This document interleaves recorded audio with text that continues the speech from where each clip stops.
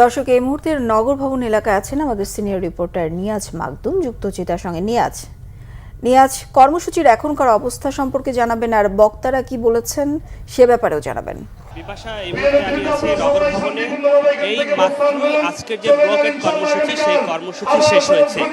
এই কর্মসূচি থেকে এই আন্দোলনের সমন্বয়ক মশিউর রহমান তিনি ঘোষণা করেছেন আগামীকাল সকাল 10টায় আবারও আজকে যে ব্লকেট কর্মসূচি ছিল সেই কর্মসূচি শুরু হবে।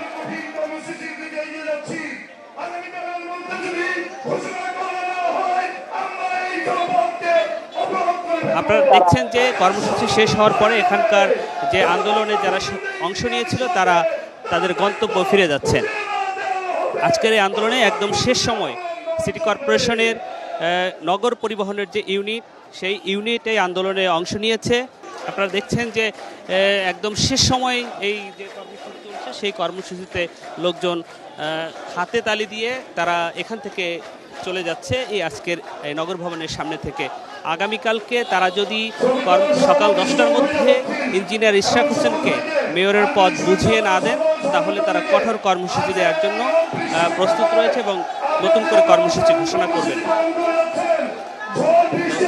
এই ছিল আজকের এখানকার সর্বশেষ অবস্থা। যে সবশেষ এই আন্দোলনের সমন্বয়ক মশিউর রহমান তিনি কর্মসূচি ঘোষণা করেছেন। তিনি বলছেন আগামীকাল সকাল 10টায় আবারও তারা এখানে অবস্থান নেবে এবং সকাল 10টার মধ্যে যদি তারা ইঞ্জিনিয়ার ইশরাক হোসেনকে তাদের যে মেয়রের পদ বুঝিয়ে না দেন, তাহলে তারা কঠোর কর্মসূচি দিবেন। বিপাশা। নিয়াজ, ধন্যবাদ আপনাকে। দর্শক, নগর ভবন এলাকা থেকে যুক্ত হয়েছিলেন সহকর্মী নিয়াজ মাকদুম।